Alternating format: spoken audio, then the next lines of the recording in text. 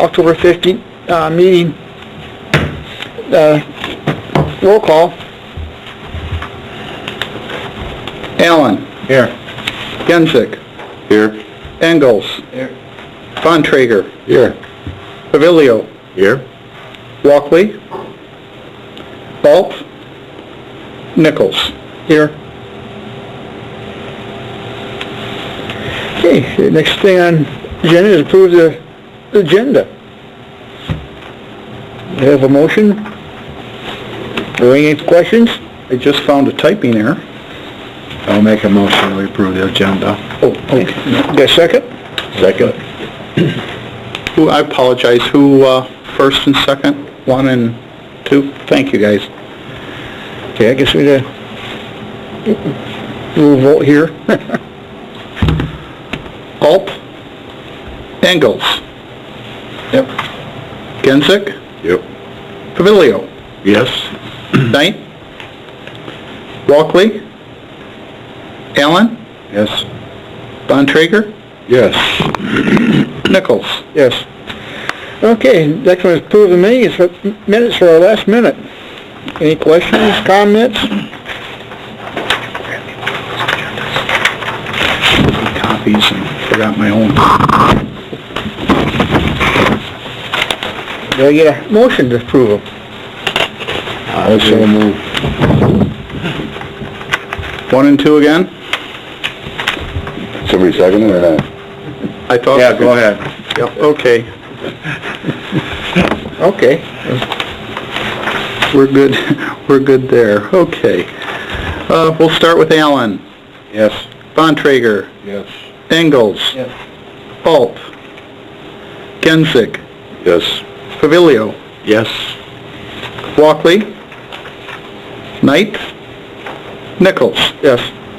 Okay. Next is new business. New business.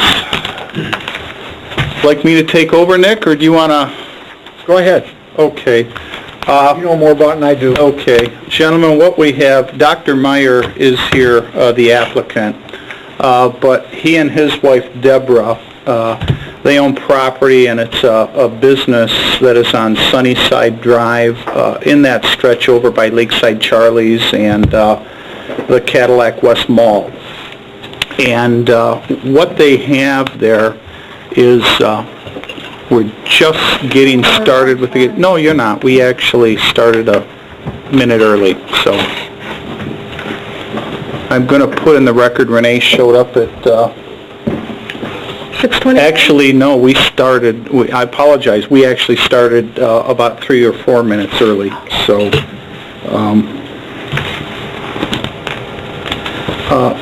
Renee, we just were saying the variance application, Dr. Meyer is here. He and his wife, Deborah, own the property and own the business on Sunnyside Drive called Second Wind, over by Lakeside Charlie's and that.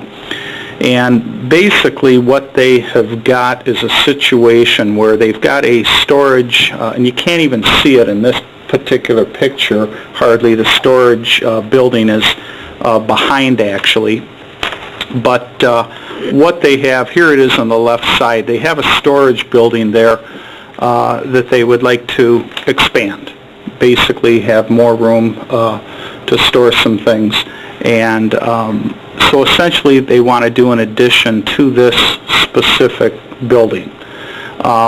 It is classified as an accessory building.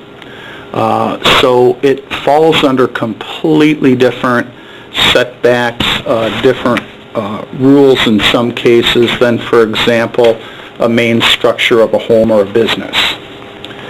And one of the most obvious differences is in our the zoning for accessory buildings, whereas a main structure, let's say you were to add an attached garage to a home, you would need for the garage to meet all of these side yard setbacks. Accessory buildings are different in that they can actually be constructed up to 3 feet from any adjoining property lines. They also need to be at least 10 feet from the main structure of, for example, a home or that wall that faces the main structure would need to be fire rated, essentially. And that's why homes with garages, anymore they build them, you've got that fire rated wall because obviously garages, gasoline, lawnmowers, things like that are stored in. So this is a detached accessory building that is back there.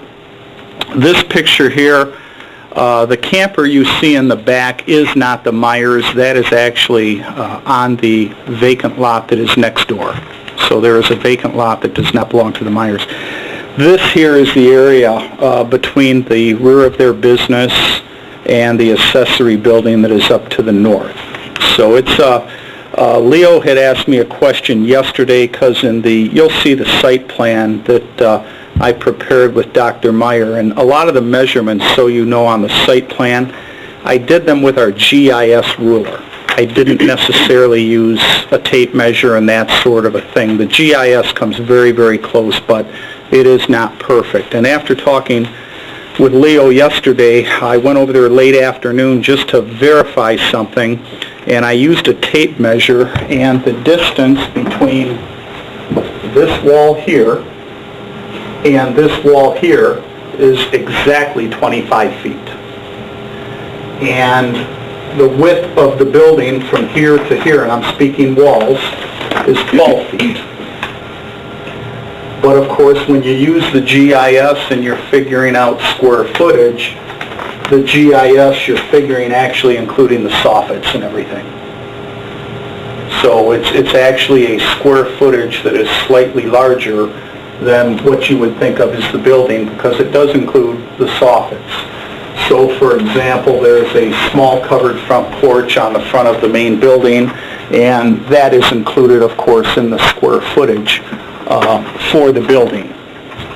So just so you know where some of these calculations come from that I use. So essentially what asking is a variance to increase the size of the accessory structure. You should have their application. You should have the site plan that Dr. Meyer and I put together. You should have the GIS aerial photo that I included, and also some site photographs in your packet. Basically, I just explained the Myers wish to have an addition built to expand the size of the current storage shed behind their business. The proposed size is 12 feet by 24 feet. So essentially, 12 feet would be coming in this direction here, and the 24 feet would be from the back of the storage building forward in this direction. So it would come out like that. And going back, you can kind of from here get a feel for how that would lay out coming out.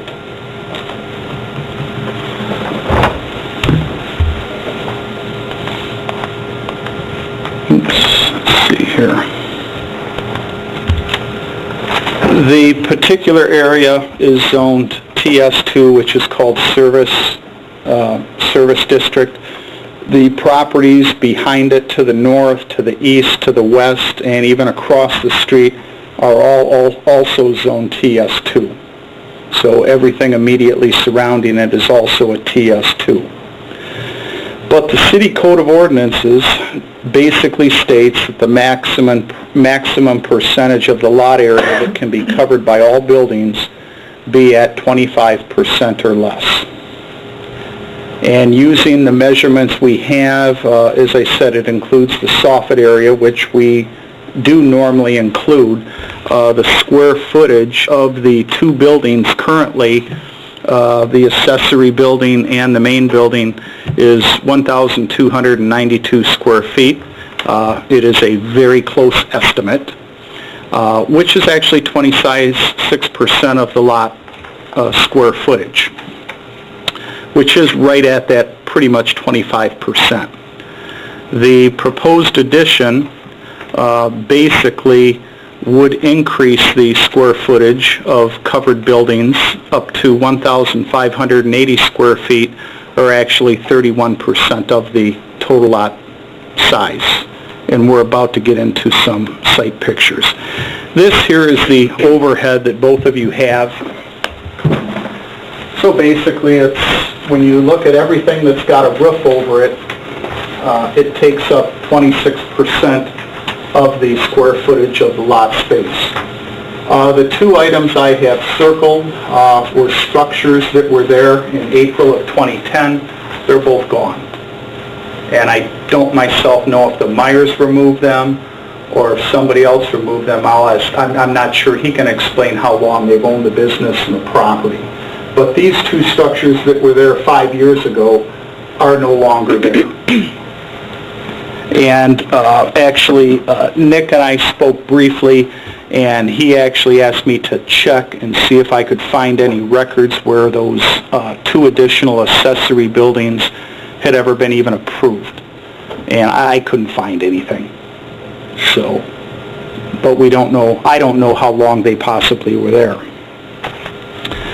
Lastly, this is the site plan that I prepared with Dr. Meyer, and it basically shows the square footage, 288 square foot of what he is proposing and how it would lay out on the property. You know, essentially, if it weren't for the amount of square footage you can use in a rear yard and the total lot, setback-wise, there is absolutely no problem with what he wants to do. So the setback really isn't, in my opinion, an issue on this one at all. One thing I tend to think is going to happen, Dr. Meyer, and when you go to get your building permit, I have a suspicion because of the motel that's behind it, you may find that the fire marshal may require that rear wall of this accessory building where you're adding on to be a fire-rated wall. But I believe it would only be that wall. But I just, knowing there's a motel behind it, I obviously don't know if the shed that's there now has a fire-rated wall, but I can pretty much guarantee our fire marshal would ask that the addition have a fire-rated wall on that north side. Other than that, Section 46, I think I left a 2 out of there. I think it's 629 of the Code of Ordinances. Basically, maybe it's I apologize, 69B2, authorizes a variance where by reason of narrowness, shape, or area of a property, exceptional conditions of such property, the application of the zoning regulation would result in a practical difficulty or undue hardship upon the owner, provided such relief may be granted without substantial detriment to the public good and without substantially impairing the intent and purpose of the ordinance. Going on from there, it does state that the ZBA may authorize a variance from the strict application of the provisions, where by reason of exceptional narrowness, shallowness, shape of the property at the time of enactment of the ordinance, or by reason of exceptional conditions of such property, the strict applications of the regulations would result in practical difficulties or exceptional undue hardship upon the owners. Basically, getting into the variance standards, the finding, the existing lot is 50 feet wide, 100 feet in length. So if there's any kind of a practical difficulty, it's that a lot with only 5,000 square feet sometime in the past was zoned TS2 tourist. And I put a copy of this here in front of everyone, and essentially the minimum lot size that is recommended for a TS tourist service district is 10,000 square foot. So if there is a practical problem, it's that the lot wasn't big enough to start with to meet this particular zoning standard.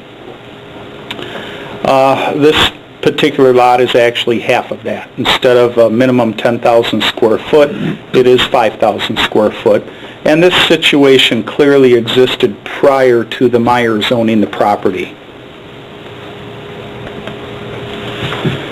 The existing two buildings currently total 1,292 square feet, or 26% of the 5,000 square foot lot. This GIS photo clearly shows 5 years ago there were actually 4 structures on the lot. 2 have since been removed. And we can ask Dr. Meyer when I'm done if he had them removed or if the previous owner, that I do not know. But in section 4669.4, it states that in consideration of a variance, the ZBA shall determine that the variance will not result in conditions which impair an accurate supply of light and air to adjacent property, unreasonably increase congestion in public streets, increase the danger of fire or endanger public safety, unreasonably diminish or impair established property values within the surrounding area, or impair the public health, safety, comfort, morals, or welfare of the inhabitants of the city. The first standard I would like to look at is that the requested variance will not impair an adequate supply of light and air to adjacent property. This variance is not anticipated to affect either, impair adequate supply of light or air. The impacts of light and air to the adjacent properties is not considered significant or beyond the range of impacts exhibited by neighboring properties and structures. Secondly, the requested variance will not unreasonably increase congestion in public streets. The variance will not impact traffic volumes. The proposed accessory structure addition will not result in additional traffic on that street or to the site. The use of the site is not going to change by this request. The requested variance will not increase the danger of fire or endanger the public safety. The requested variance is not anticipated to increase the danger of fire or endanger public safety. Construction codes. The construction of the addition will require compliance with building and fire safety codes and permits.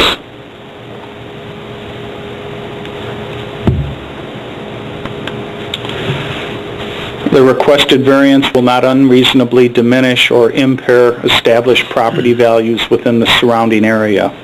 This requested variance is not anticipated to unreasonably diminish or impair established property values. The addition of an addition has the potential to increase the value of this property and potentially its future marketability.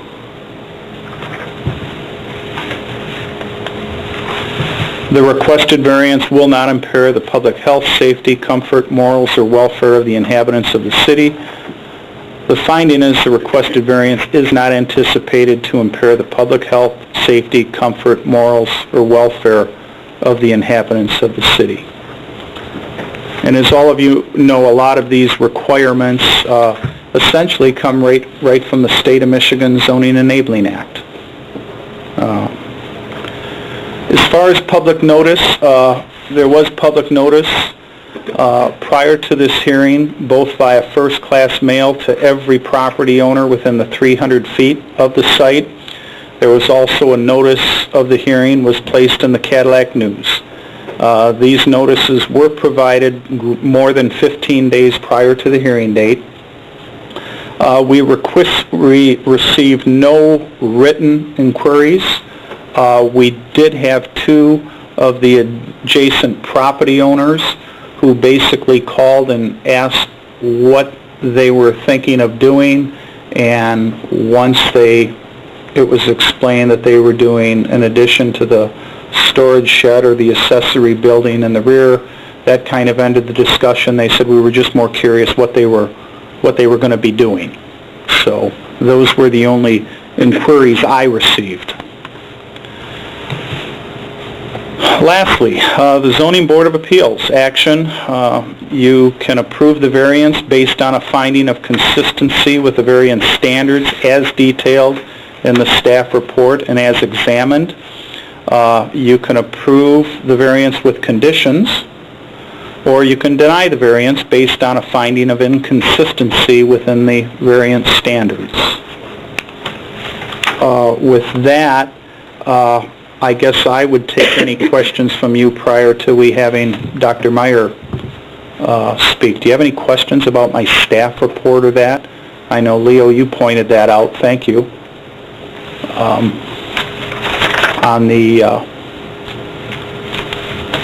square footage on the rear lot. For the rear yard, yes. For the rear yard, yes. Yes. So at this point, with what's on the property, it's out of compliance. And the addition would also make it more out of compliance?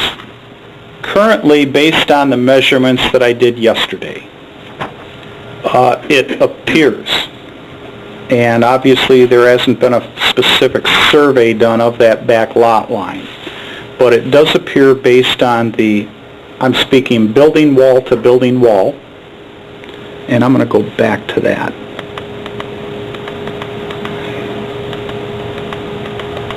Apologize. There we go. The distance from, for example, this building wall to that building wall is 25 feet. So where you see it, I think, do I have 22 feet on the site plan? That was done with the GIS measuring stick. So that actually included the soffits hanging over. So 25 feet from building wall to building wall. The actual width of the building without the soffits is not 14 feet, it's 12 feet. So you've got the 25 plus the 12 is 37 feet, assuming, and I believe this probably is the case, that it was set properly 3 feet back from the property line. That would give the distance from this back wall, which would technically then be the start of the rear yard, 40 feet. And with the width being 50 feet, that would basically give us a 2,000 square feet in the rear yard, specifically. 25% of that would be 500 square feet, and that would be pretty close, I believe. I don't have that. I can calculate it real quick. But basically, you know, it's kind of the same situation. 25% of the lot space, pretty close to 25% of the rear. My gut feeling is, based on the measurement of 25 feet 12 and knowing there should be a 3-foot setback, my gut feeling is maybe, and again it's a maybe, when that building was actually built, probably a survey was done and it was laid out exactly 40 feet from the rear property line. But I wasn't there, and we haven't had a current, you know, there's not been a specific survey done of that north lot line between there and the motel. So technically, as Leo mentioned, it would be both a variance of the 25% on the total lot and 25% if we amended the application of the rear lot. Does that make sense? I'm sorry? Both 25% a variance allowing for potentially greater than 25% of the square footage of the total lot, and then also greater than 25% of just the rear yard. Well, I think what you're saying is that building is not, what did we originally say? Let me measure it here. Let me get out my site plan, rather than dancing back and forth. There we go. You said it was 14 by 18? 14 by 18. But it's more including the soffits. That's including. But it's more like 12 by 18. Yeah, technically the accessory building, 12 by 18, is 216 square feet. And if the rear yard is 2,000 square feet, then it would certainly be below what the TS2, or what the accessory building, this sheet here that I left you, basically section 46-656, part 3, detached accessory buildings to a residential building, this is technically a commercial building, shall not occupy more than 25% of a rear yard. So that would be 500 square foot. Right. And the current one is 216 square feet, not including the soffits. And the addition would The bring it addition very would close to add- the 500 then. Yeah. Very, very close. While you were there measuring, did you happen to measure the distance between that building and the motel to the north? 5.5 feet. And that's why I'm positive the fire marshal's going to, if it's So- approved, require... So somebody's off there. Right, right. Exactly.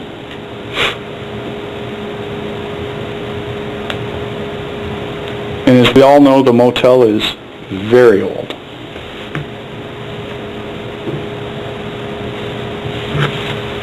Other questions for myself?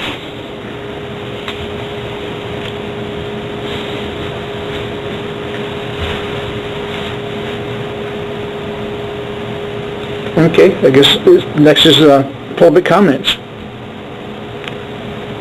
Dr. Meyer, do you have anything you'd like to say? You said it all.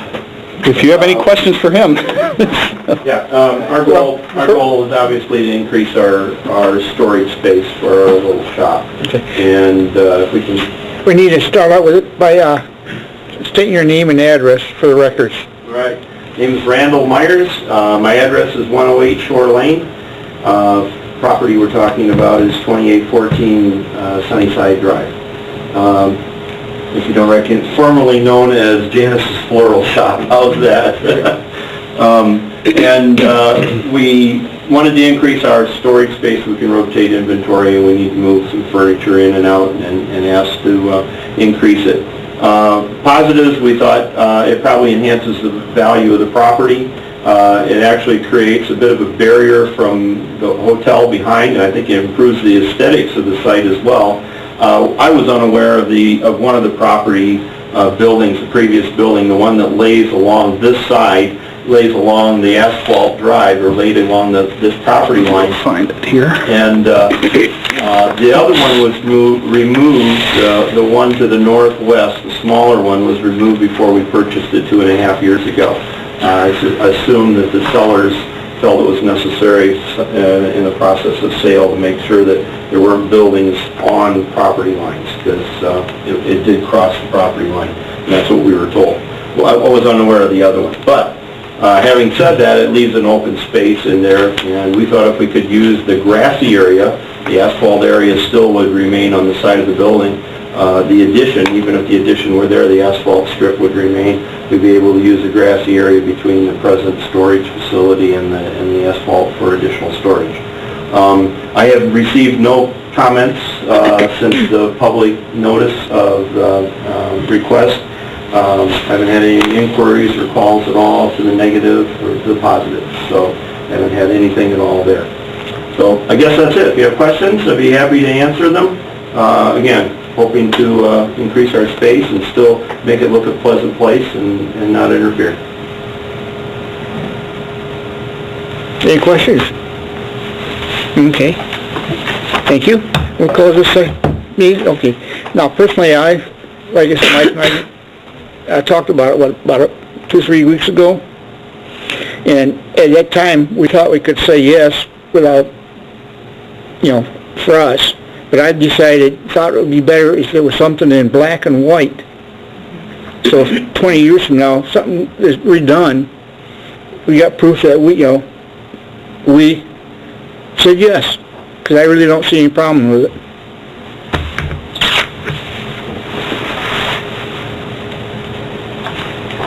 I'm struggling with the practical difficulty aspect of it. We've got a rectangular level lot.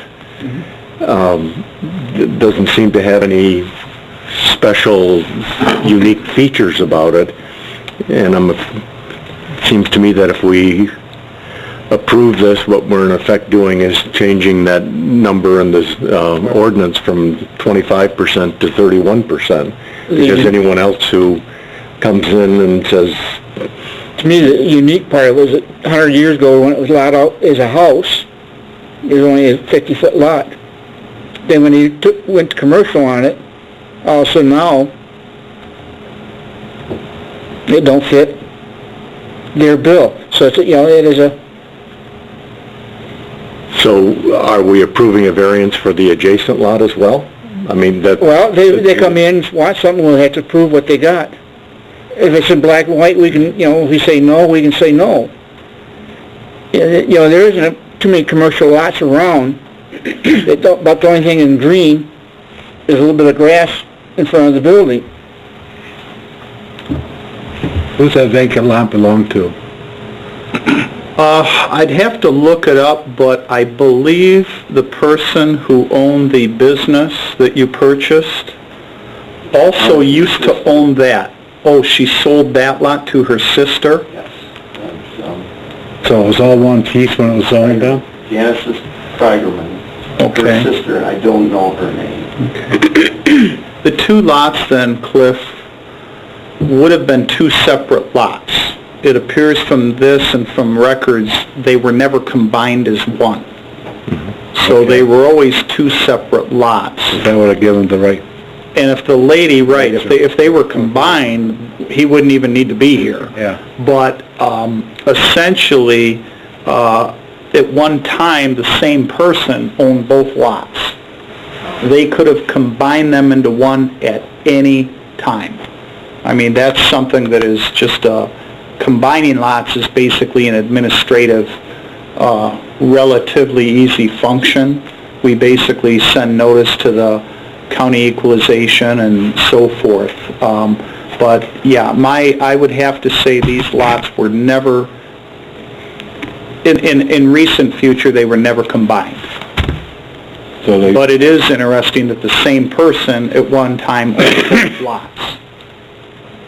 So they zoned both them little lots as in C2? TS2, as are the ones even here.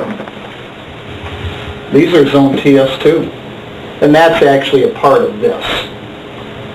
That's a fairly good-sized structure. Yeah, that's a huge structure, but they've got a ton of pavement and everything. Till it burns. But I mean, you look at the size of this lot, this one's even smaller than, this is only 60 by 50, so that particular lot is only 3,000 square feet, I believe. Is it That's zone TS2. She just parks her trailer there, that's what she does with it? It's been there since we bought it. We did attempt to buy the other lot. They didn't want to sell it. I think it's interesting, you see the trailer in this picture from 5 years ago, and the one I showed you here, there's still a trailer there. Now, whether it's a new one or not, I don't know. But if you notice, let me find that. It does appear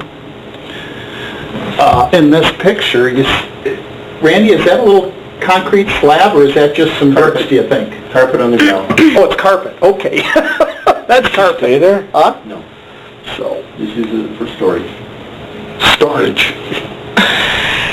Okay, well, Are they intending on building on that or something? I mean, it's mowed, I mean, there's flowers, it's mowed, it's, yeah. This, to me, now this is not on, this does not show on Dr. Meyer's property, it shows just off, but this almost looks like a small palletized container like that a Avon Automotive or somebody like that would ship parts in. But it's a hard shell plastic, I believe. Yeah. And again, your comment's right, Mike. I think they intended, I think in the sale of it, they had to remove that one building by separating the parcels. Okay. So that one sat on that pad, the smaller building. sat on that Okay, pad. from that other And- picture. And they removed that before the sale. So I'm sure there was probably some issues there.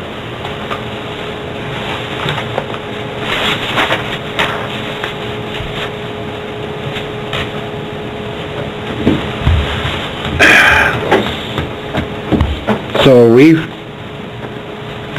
supposed to base this on a 10,000 square foot or 5,000 square foot? Well, technically, the lot is 5,000 square foot, and that's why we're here. Because currently, these two buildings here, based on my overhead GIS measurement, take up 26% of the total lot space. And the addition that they're asking to be able to do coming out here in the grass essentially would increase the total square footage covered by buildings on that lot to 31%. So from 26% to 31% to give them the storage they're asking for. And these, I mean, the rules are generally based on the 25% of the back lot can be covered, are generally based on the idea that the lots are supposed to be 10,000 square feet, so not 5,000. Well, the rear yard thing just applies to accessory buildings, and that's a part of the accessory building section of the code. What's interesting, and that's why I included this sheet, and I found it interesting after talking to Leo. This is the one I left you on, accessory buildings.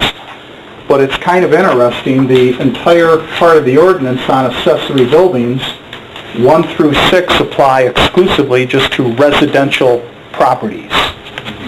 And you have to go all the way down to 7 before it says buildings accessory to a non-residential building, which technically this is no longer a residential building, must comply with all of the above.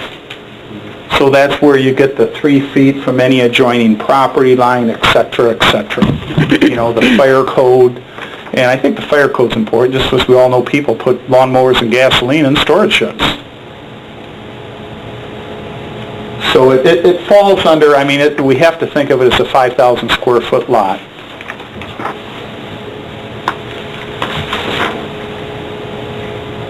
Yeah, I'm leaning towards, I don't see a problem with it, I think.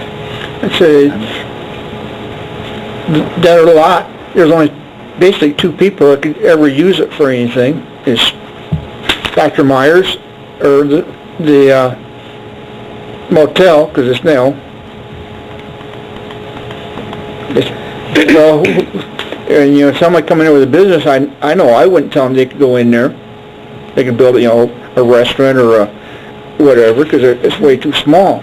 It doesn't change the use. It doesn't change the use of the property in any way. And any time you change the use of a property, then you got to be very, very, very knowledgeable about what other regulations come into play, specifically fire codes, things like that. Because obviously the type of store you have, you know, the fire code and all of that is very, very different. For example, a small restaurant, or let's say you were to rent it for lodging and stuff like that. It would be, you know what I mean, it would, a whole, you know, the use of the property is a whole different issue that's not even a part of this. When did you buy it from the Kreidermans? 2.5 years ago.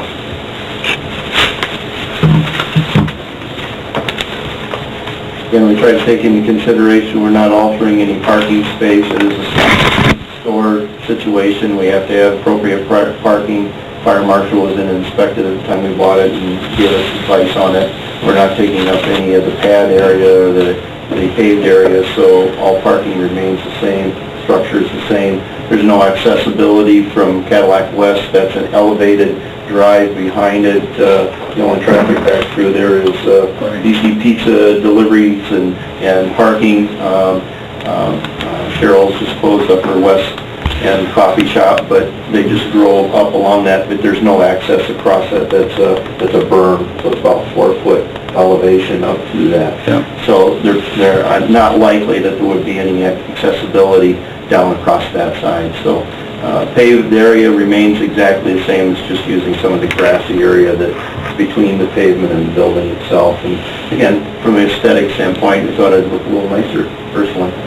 They have a front of a garage door there instead of the back of the hotel showing. And no wires, electricity. There is one wire running along that area, but it's out of the area. It's actually up over the pavement, so it doesn't interfere in any way with any overheads. And as I'd mentioned too, you kind of get a little feel for it here. The measurements with the GIS, it, you know, essentially includes everything that's covered. So, you know, it even includes this open porch that's covered, and, you know, it includes all the soffits and et cetera, et cetera. So.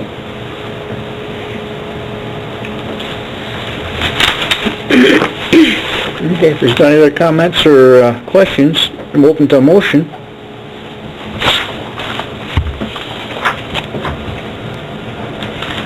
Make a motion to move to vote. Yeah. To approve it, or, Yeah, to approve the motion, have to approve the variance. okay, we got a second? Second. Okay, we got, they need a roll call. Okay, let me write, bear with me. Okay. Let's start the vote. Nichols? Yes. Pavilio? No. Halt? Allen? No. Gensig? Yes. Bontrager? Yes. The motion does pass. Oh wait, did Engels? I apologize. Yes. Did I call your name already again? No, but it's okay. Engels?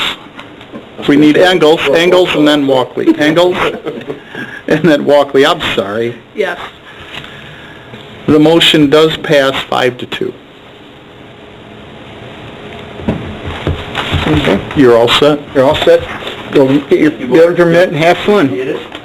Get with your builder and make sure, in his plan, what he quotes you, that back wall, I'm 99% sure the fire marshal will require that back wall to be fire rated.